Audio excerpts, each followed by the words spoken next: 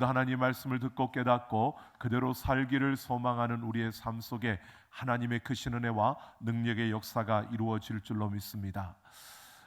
여러분, 요즘 유튜브나 또는 어떤 검색 프로그램의 검색을 하다 보면, 인터넷 검색을 하다 보면 이전에 내가 검색했던 그 단어들, 이것들을 기억해서 화면을 켜면 추천 알고리즘이 뜹니다. 그러니까 내가 원하는 것이 아닌데 내가 항상 어떤 것을 자주 검색을 하다 보면 그 다음에 인터넷을 딱 켜면 그것이 내가 그걸 찾아보지도 않았는데 이런 걸 찾아볼 거다, 너는 이런 걸 좋아한다, 그런 걸 통해서 쫙 먼저 보여주는, 추천해주는 이러한 것이 있습니다.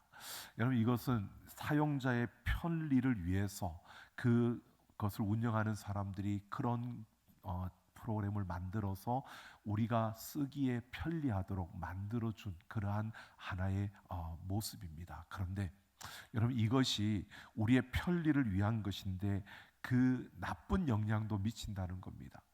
정보의 다양성이 있는데 어느 한 것에 그냥 제약되도록 그렇게 획일성을 조절하는 이러한 부분도 되어지는 겁니다.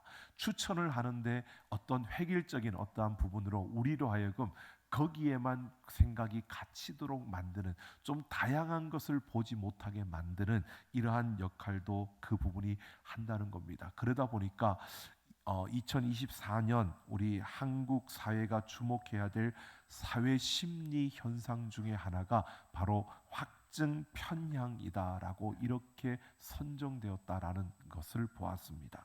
여러분, 우리가 어느 한 곳에 자꾸 이렇게 생각을 하고 거기에 그 정보만 듣게 되다 보면 거기에 갇히게 된다는 겁니다. 그래서 확증 편향이라는 이러한 성향이 나타나는데, 이거는 뭐냐 하면 내가 믿고 싶은 것만 믿는 겁니다. 내가 듣고 싶은 것만 듣고 내가 하고 싶은 것만 하게 되는 겁니다.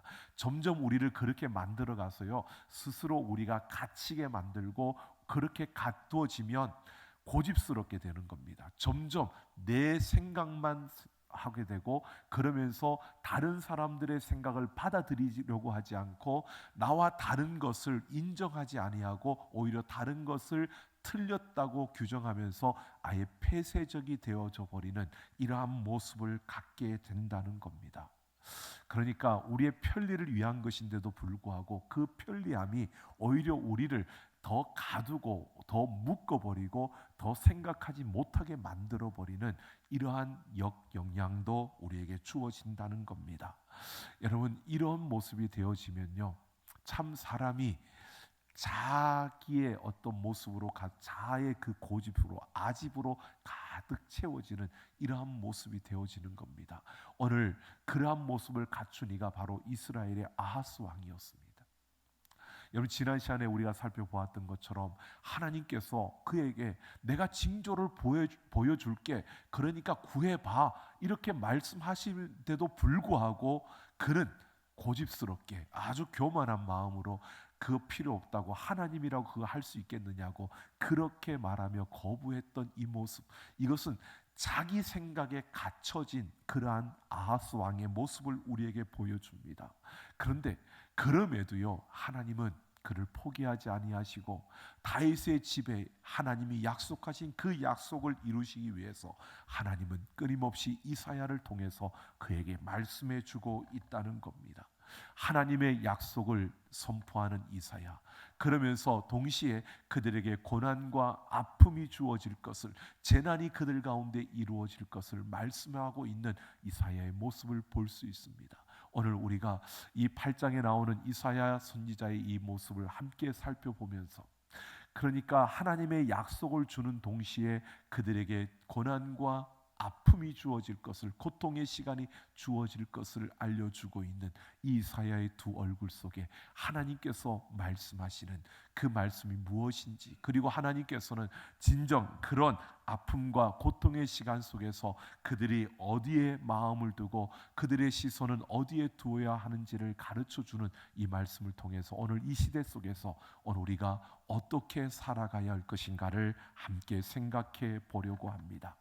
여러분, 1절을 보면 하나님은 이사야에게 큰 서판에 통용 문자로 마헬 살랄 하스바스라고 써라라고 이렇게 명하고 있습니다. 여러분, 큰 서판이라는 것은 누구라도 볼 수 있게 하는 그런 큰 게시판을 말하는 겁니다. 그리고 통용 문자라고 하는 것은요, 그 단어의 뜻은 사람의 펜이라는, 사람의 그 연필이라는 뜻인데요. 이것은 누구나 알아볼 수 있는 메시지를 말하고 있는 겁니다. 그러니까 지금 하나님께서 지금 이사야에게 누구나 알아볼 수 있는 큰 게시판을 그렇게 만들고 거기에다가 마헬 살랄 하스바스라고 쓰라는 겁니다. 마헬이라고 하는 것은 서두르라는 것이고요. 그리고 살랄이라고 하는 것은 탈취물을 거두라라고 하는 뜻입니다. 그리고 뒤에 하스도 서두르다라는 뜻이고 바스도 탈취물을 거두라라는 뜻입니다. 그러니까 똑같은 뜻을 서로 다른 단어들을 통해서 두 번 반복하고 있는 겁니다. 마헬 살랄 하스바스라고 하는 것은 결국 탈취물을 거두는 데에 빨리 서두르라라고 하는 이러한 글을 써서 지금 모든 유다 사람들에게, 그 아하스 왕에게 이것을 알리라는 것을 말해주고 있는 겁니다.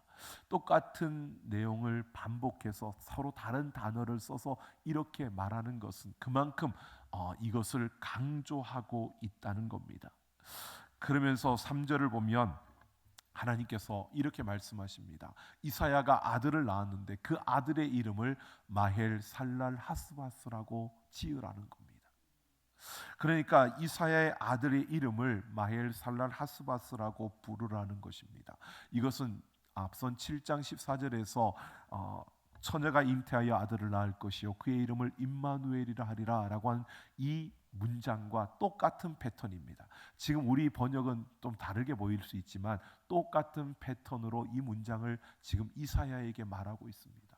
그것은 뭐냐 하면, 여러분, 처녀가 잉태하여 아들을 낳을 것이요 그의 이름을 임마누엘이라 하리라라는 것은 하나님께서 예수 그리스도가 오심을 미리 약속해 주시는 그 말씀인데, 여러분 지금 이사야에게 그 아들의 이름을 마헬 살랄 하스바스라고 지으라고 똑같은 그 패턴의 문장을 우리에게 보여주는 것은요, 지금 하나님께서 이 이름을 쓰게 한 것이 그냥 이름을 지어준 게 아니라 그 이름을 통해서, 그 아들의 이름을 통해서, 그 아들을 통해서 하나님께서 지금 무언가를 이야기하고 있고 우리에게 무언가를 보여주고 있다는 사실을 말해주고 있는 겁니다.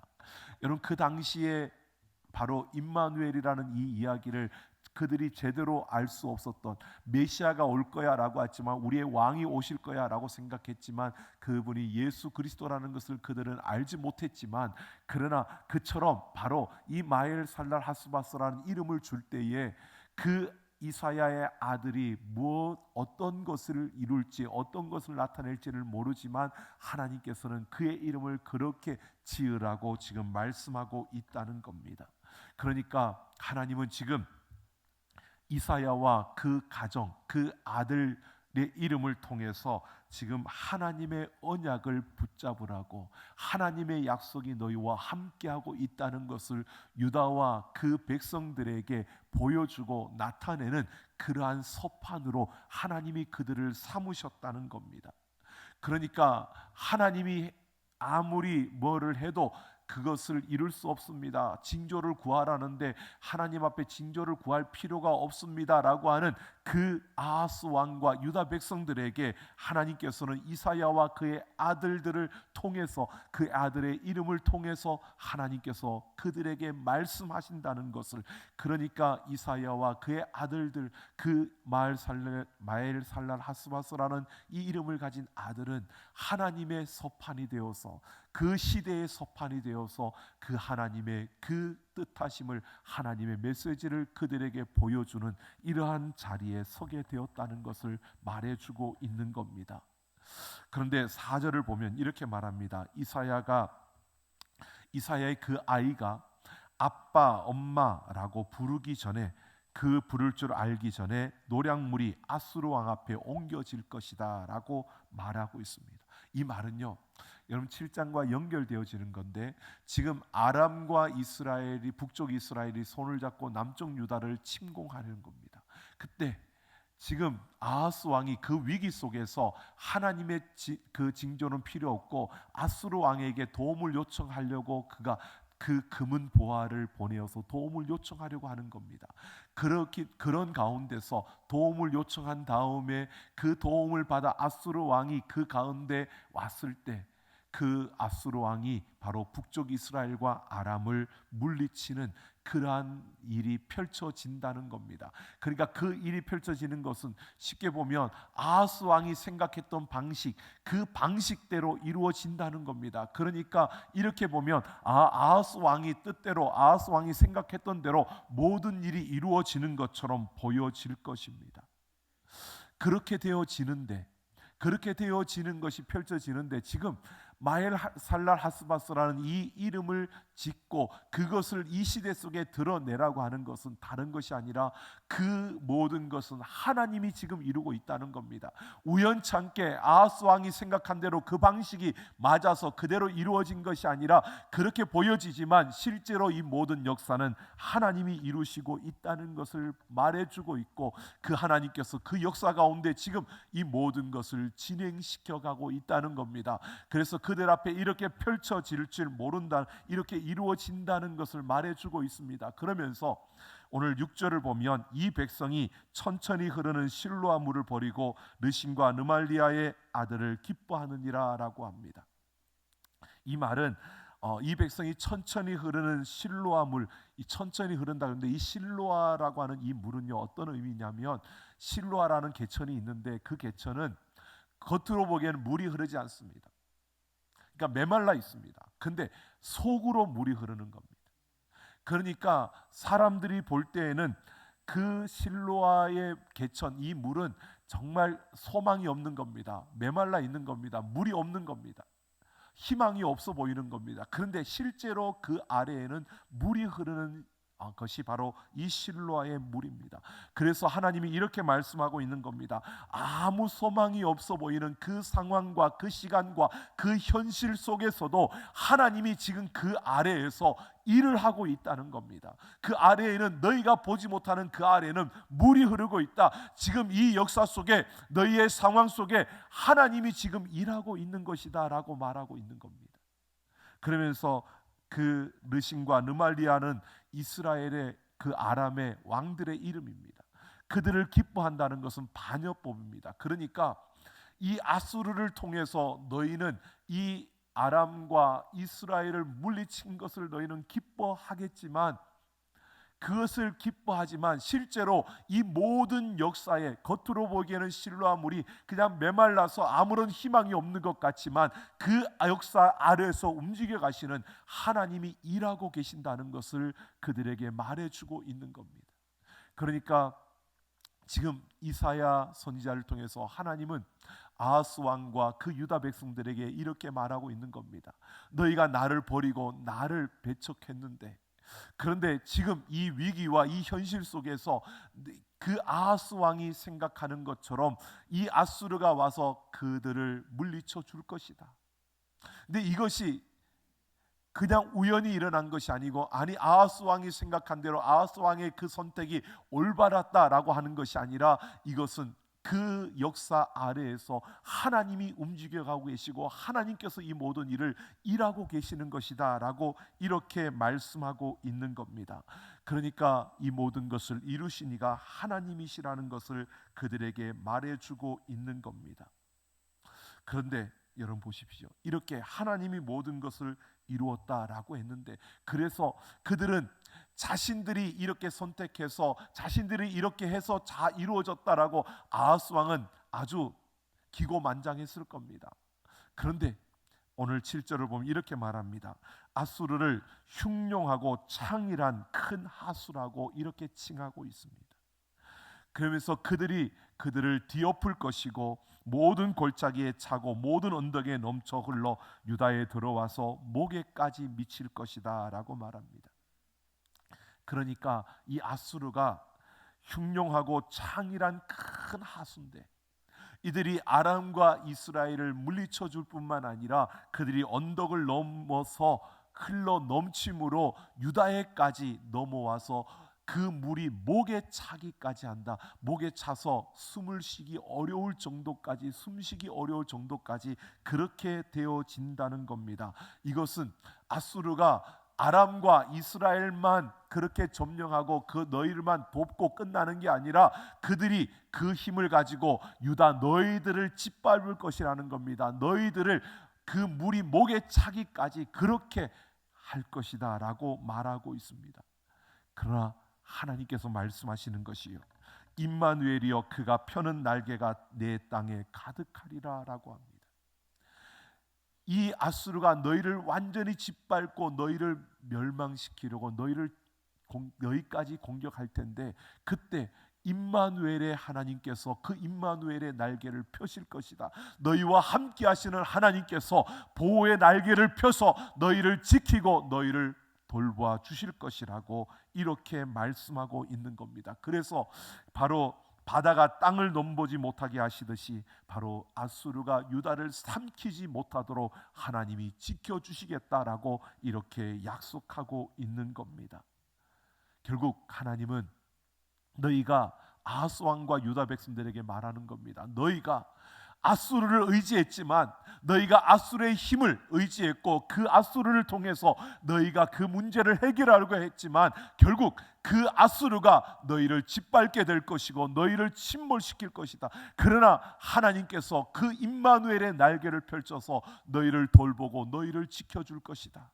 이 모든 역사에 보여지는 그 현실들과 그 현상들 너머에 이 역사를 움직여 가시는 분이 하나님이시다. 그리고 너희를 지켜주고 너희를 보호할 자가 바로 하나님이다. 아수르가 아니라 바로 하나님이라고, 너희가 의지하는 그 세상의 힘이 아니라 바로 하나님이 너희의 보호자가 되고 너희를 지켜줄 것이라고 이렇게 말씀하고 있는 겁니다.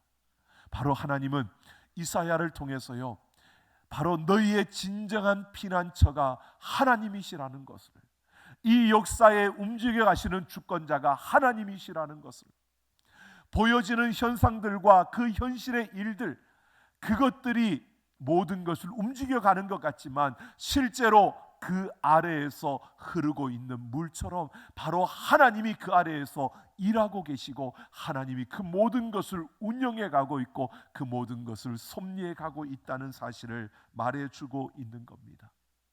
여러분 보십시오. 이사야의 그 아들, 여러분 이전에 7장에서도 그랬습니다. 하나님께서 이사야에게 아하스 왕에게로 가라고 할 때 그의 아들 스알 야숲을 데리고 가라고 했습니다. 이 스알 야숲이라는 이름이 지난주에도 말씀드렸지만 남은 자가 돌아올 것이다 라는 뜻입니다. 그러니까 지금 이사야와 그 아들들의 이름을 보십시오. 이들은 지금 무엇을 말하냐, 그 시대에 소판으로서 그 시대의 사람들에게 하나님이 어떻게 하시는지, 하나님이 하실 일들을 그들에게 보여주고 나타내는 겁니다. 남은 자가 돌아온다는 것은요, 바로 하나님께서 그 땅 가운데 아픔을 주고 고통이 임하고 아수르의 그런 침범뿐만 아니라 그런 고통 속에 있을 때 그것으로 끝나는 게 아니라 결국 그들은 바벨론에 의해서 멸망을 당하게 될 것이고 고난과 고통의 역사가 그들에게 이어지지만 결국 하나님께서는 그 역사 가운데서 그 임마누엘의 날개를 펼치고 그들을 돌보시고 그 가운데 남은 자들을 돌아오게 하신다는 하나님의 역사를 보여주고 있는 겁니다. 결국 이사야의 이 아들들의 모습과 이사야의 그 삶을 통해서 하나님은 남쪽 유다의 그 백성들과 그 왕들에게 지금 이런 사실을 말해주고 있는 겁니다. 눈에 보여지는 것, 그 현실과 상황과 환경과 그 현상들, 그 너머에 하나님께서 다윗의 집에 약속하신 그 언약을 신실하게 지키기 위해서 하나님이 일하고 계신다. 이 모든 역사는 하나님의 경영하심 가운데 이루어지고 있다는 사실을 그 백성들에게 보여주고 너희를 하나님 포기하지 않을 것이다. 그러니까 그 하나님께로 돌아오고 그 하나님을 인정하고 그 하나님을 피난처로 삼고 우리가 살아가야 한다고 그들에게 말해주고 있는 겁니다. 여러분, 오늘 우리는 분명히 보아야 합니다. 우리의 삶에서 우리의 진정한 피난처는 하나님이 되시고요, 하나님은 임마누엘의 그 날개를 펼쳐서 우리를 덮고 우리를 돌보시며 우리를 지켜주시는 줄로 믿습니다. 우리가 볼 수 없어도, 우리가 알 수 없어도, 우리가 깨닫지 못해도 우리의 삶의 모든 그 일상 가운데 우리가 걸어가는 그 삶 속에 여러분, 하나님은 일하고 계시고 하나님은 이 땅의 모든 만물을 움직여가고 있다는 사실입니다. 그래서 우리가 매일매일 그 하나님의 은혜와 그 사랑 가운데서 우리는 달려가는 겁니다. 그래서 매일을 주일로 세팅하라라고 하는 것은요, 매일매일 그 거룩한 삶을 추구하며 하나님이 오늘도 나와 함께 하시고 그 임마누엘의 날개로 나를 덮으시고 내 가는 걸음걸음을 이끌어 주시고 나를 지켜주신다는 그 믿음을 가지고 매일매일 사랑과 섬김의 삶을 살아내는 이러한 삶을 우리가 살아가야 한다는 것입니다. 여러분, 우리가 볼 수 없지만 하나님은 지금도 일하고 계시는 줄로 믿습니다. 여러분, 우리는 지금 이 자리에 와서 하나님을 예배하고 있고 또 이 예배가 끝나면 우리의 자리로 돌아가고 또 내일부터 우리의 삶의 자리로 들어갈 것입니다. 그 삶의 자리에 들어갈 때 여러분, 우리가 매일매일 매 순간순간 숨을 쉬는 그 모든 순간마다 하나님은 그 임마누엘의 날개로 우리를 덮으시고 우리를 지키시고 우리를 돌보시며 우리를 위해 일하고 계시는 줄로 믿습니다. 그 하나님을 붙들고 그 하나님과 함께 달려갈 수 있는 우리가 되기를 예수님의 이름으로 축원합니다. 여러분, 우리가 요셉을 한번 생각해 보십시오. 아버지의 사랑을 받았지만 형들로부터 미움을 받았습니다. 그가 아버지의 심부름을 하기 위해서 형들을 찾아갔는데 그 형들은 저기 꿈꾸는 자가 온다고 그러면서 그 동생을 죽이려고 합니다. 죽이려고 하다가 그 유다의 한마디 말로 인하여 죽이지 않고 그 요셉을 종으로 팝니다. 여러분, 이 모든 상황이요, 어떻게 보면 그냥 이루어져 가는 것 같지만 하나님이 그 요셉의 걸음을, 그 형들의 걸음을 이끄시고 그들의 말을 주관하고 그들의 상황을 주장하시면서 이 모든 하나님의 섭리 가운데 이 일들이 이루어져 가는 겁니다. 여러분, 상인에게 팔았는데 그 상인이 이 요셉을 보디발의 집에 팔았습니다. 여러분, 우연히 보디발의 집에 판 게 아니라 하나님은 이 요셉을 나중에 애굽의 총리가 되게 하기 위해서 그 보디발의 집에, 애굽의 그러한 권력을 가진 자의 집에 팔게 하신 겁니다. 그리고 그곳에서 보디발의 인정을 받게 하십니다. 하나님이 그와 함께 하심을 보여주시면서 보디발도 인정하게 만드는 겁니다. 여러분, 그러면 그 가운데서 여러분 생각해 보십시오. 요셉이 지금 하나님께서 나를 이런 사람으로 만들어주기 위해서 이렇게 나를 이끌어가는 거야 알았을까요? 몰랐습니다. 종으로 팔려갈 때는 왜 나에게 이런 고통이 주어지느냐고, 왜 나를 이렇게 팔냐고 아마 그렇게 생각했을지 모릅니다. 그런데 보디발의 인정을 받으며 조금 살만해졌습니다. 그 가정의 모든 것을 그에게 맡겨서 할 정도로 그가 그러한 인정을 받았습니다. 그러니까 살만해진 거죠. 그런데 갑자기 또 누명을 쓰게 되고 그러면서 옥에 갇히게 됩니다. 조금 살만하니까 또 그러느냐고, 왜 내 인생은 되는 게 없느냐고, 여러분 그냥 한탄할 수밖에 없는 그런 상황이 아닙니까? 그런데 요셉은요, 하나님을 원망하지 않습니다. 왜요? 알 수 없지만, 깨달을 수 없지만 내 인생을 하나님 손에 있고 그 하나님의 날개가 나를 덮고 있다는 것을 요셉은 분명히 확신했던 겁니다. 여러분, 애굽의 총리가 되었을 때도 자기가 왜 그 자리에 서 있는지 잘 모릅니다. 그냥 주어진 일들을 하는 겁니다. 하나님이 보여주신 꿈대로 그 일들을 이루어 갑니다. 그런데 그 형들이 그 앞에 와서 머리를 숙일 때, 절을 할 때, 그때 요셉은 깨달았습니다. 하나님이 이 나를 위해서, 이 일을 위해서 바로 나를 이곳에 보내셨다는 것을 그때야 깨달았습니다. 하나님이 하신 일을 본 것입니다. 여러분, 오늘 우리의 삶 속에서 보십시오. 우리 앞에 펼쳐지는 일들, 우리가 다 이해할 수 없을 때가 더 많고요, 때로는 우리에게 주어지는 그 현실들이 너무 참혹하게 느껴질 때도 있고요, 때로는 우리에게 주어지는 그 상황들이 너무 무겁게 느껴질 때도 있고요, 우리 앞에 펼쳐지는 그 현상들을 보면 참으로 답답함을 느낄 수밖에 없는 일들도 우리 앞에 펼쳐집니다.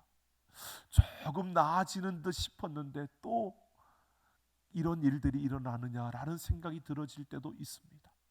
여러분, 우리가 다 볼 수 없고 다 할 수 없지만 실로아의 물처럼 겉은 아무런 희망이 없어 보이지만 그 아래에서 일하고 계시는 하나님이 우리와 함께 하시는 줄로 믿습니다.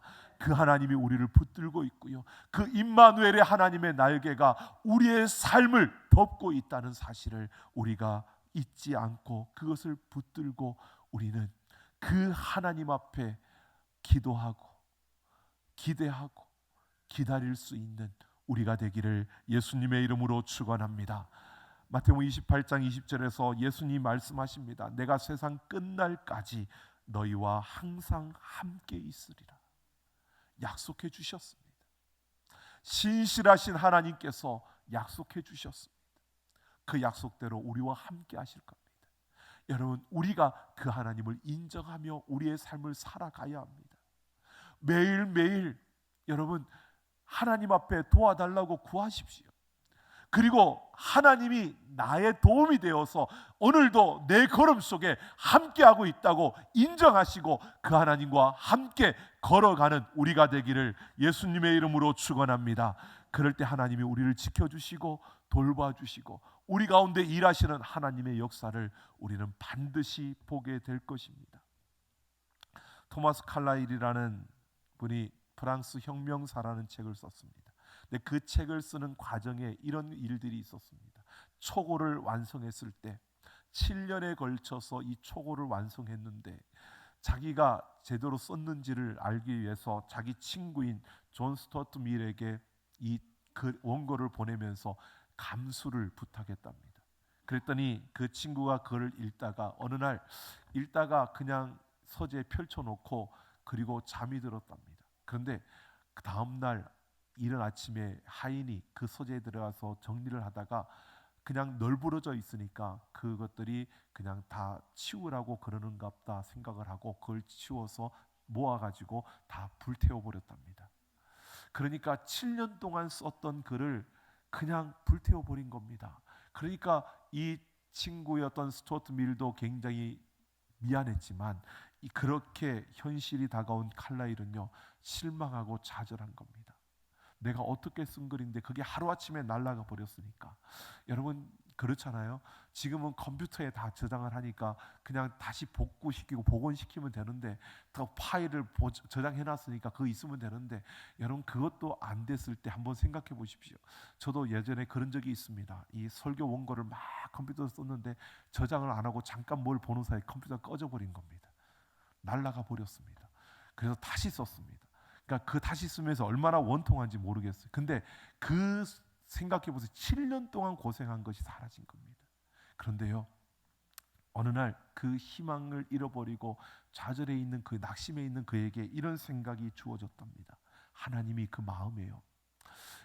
십자가에서 죽으신 그 예수님을 하나님이 다시 살리신 부활의 승리를 그의 마음속에 주셔서 그래, 하나님께서 십자가에서 죽었던 예수님을 다시 살리셨으니까 하나님이 나와 함께 하신다면, 그 하나님이 나를 붙드신다면 그러면 나는 다시 할 수 있을 것 같다, 이런 생각이 들었답니다. 그래서 그는 다시 이렇게 생각을 했답니다.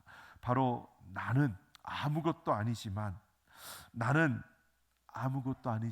나와 함께 하시는 그 하나님은 위대한 분이시다. 예수님을 죽은 자 가운데서 살리신 분이시다. 이렇게 생각하면서 자신을 타일렀답니다. 낙심하지 말자. 나는 아무것도 아니지만 나와 함께 하시는 그 하나님, 그 하나님은 죽은 자를 살리신 분이다.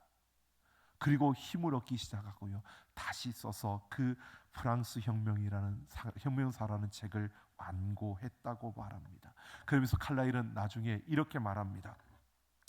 길을 가다가 돌부리를 만났을 때 그것을 약자는 걸림돌이라고 생각하지만 강자는 그것을 디딤돌로 생각한다라고 했습니다. 여러분, 돌부리를 만날 수 있습니다. 근데 약한 사람은 그것을 걸림돌이라고 생각하지만 강한 사람은 그것을 디딤돌로 생각한다는 겁니다. 여러분, 하나님께서 우리를 이 땅에 보내주셨습니다. 여러분, 어쩌면 우리는 세상에 던져진 자들입니다. 하나님의 시간 속에, 현실과 현상들 속에, 환경과 상황들 속에 우리는 던져졌습니다. 각자가 다른 환경과 다른 상황과 다른 형편과 처지 속에 우리는 던져졌습니다. 근데 동일한 것은 하나님의 자녀로 우리는 살아가고 있다는 겁니다.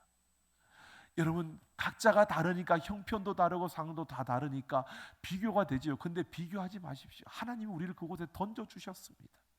그곳에서 우리가 겪는 그 아픔과 그 상처들, 그 시간들, 여러분, 그냥 우리에게 주어진 것이 아니라 하나님의 경영하심 가운데 하나님께서 우리에게 주시고 있는 겁니다. 우리를 단련시키시고 우리를 지켜주시고 우리를 보호해 주시고 그 임마누엘의 날개로 우리를 덮으시고 우리 가운데 함께 하신다는 것입니다.